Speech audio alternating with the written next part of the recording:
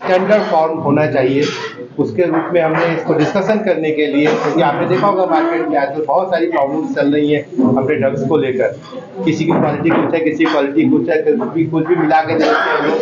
तो उन सब चीज़ों को कंसीडर करते हुए एक हमने सेमिनार का आयोजन किया है। इसके आधार पर जो डाटाबेस तैयार होगा उसको हम सेंट्रल गवर्नमेंट को सबमिट करेंगे अमेंडमेंट के लिए, रूल के अमेंडमेंट के लिए, क्योंकि बहुत सारे मिसलीडिंग वैसे एडवर्टाइजमेंट के हमारे पास रेगुलेशन है, लेकिन मैजिक रेमेडी एक्ट है, लेकिन उसमें बहुत सारी चीज़ें कवर नहीं हो पाती है। तो इसलिए हमने सरकार से भी इसमें सहयोग मांगा है और इसलिए आयुष मिनिस्ट्री ने हमको सहयोग दिया इसका कि आप हमारे साथ मिल के काम कर सकते हैं। और इसमें आपको पता होगा कल हमारे पास PCIMH जो हमारी कंट्रोलिंग बॉडी है सेंट्रल गवर्नमेंट की, उसके डायरेक्टर और उसके 2 एक्सपर्ट भी हमारे पास इसलिए आ रहे हैं कि वो क्वालिटी कंट्रोल को बता सकें, रेगुलेशन को बता सकें। साथ ही हमारे इस कार्यक्रम की अध्यक्षता जैसे बताया कि माननीय राज्यपाल महोदय हमारे कुलाधिपति कल करेंगे। और कल ही हमारे एक होम्योपैथी कॉलेज का इनॉग्रेशन भी होना है।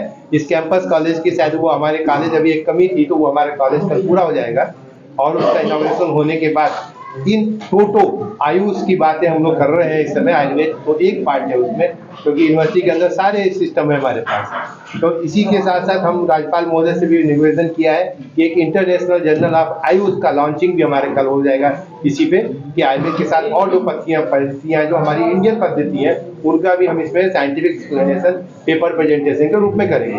हमारे टोटल करीब 350 लोग जो है बाहर से आ रहे हैं और 150 लोग करीब हमारे अपने हैं। तो हमारा टारगेट ये है कि कम से कम 600 लोग इसमें पार्टिसिपेट करेंगे।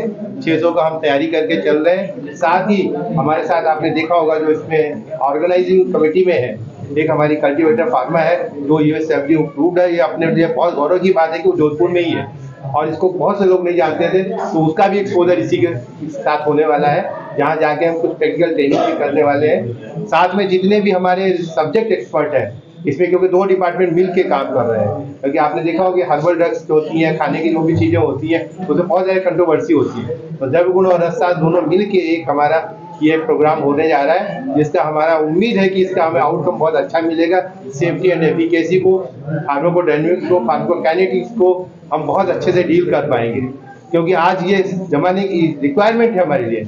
टेक्नोलॉजी आ जाने के बाद बहुत सारी चीज़ें हमें पढ़ने की ज़रूरत नहीं होती है, टेक्नोलॉजी से हमें समझ में आती है बहुत सारी चीज़ें। तो उनका इन्वॉल्व करते हुए कैसे हम ज़्यादा से ज़्यादा अप्रोच कर सकें और ज़्यादा से ज़्यादा हम इंटरनेशनल लेवल पे इसको ले जा सकें, ये टारगेट है हमारा।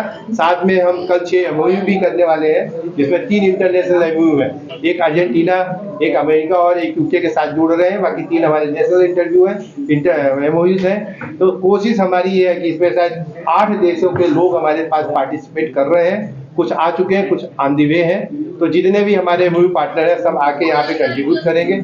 हमारी टारगेट है कि कुछ ज़रूरी चीज़ें जो हम यहाँ से वहाँ बाहर लेके जा सकें। कोरिया के साथ, रसिया के साथ भी हम जुड़ने जा रहे हैं। हो सकता है अगले कुछ दिनों में उनके साथ भी MOU कर लेंगे, क्योंकि जो हमको सपोर्ट करते हैं उनके साथ आगे बढ़ेंगे। ये मेरा मेन ऑब्जेक्ट है।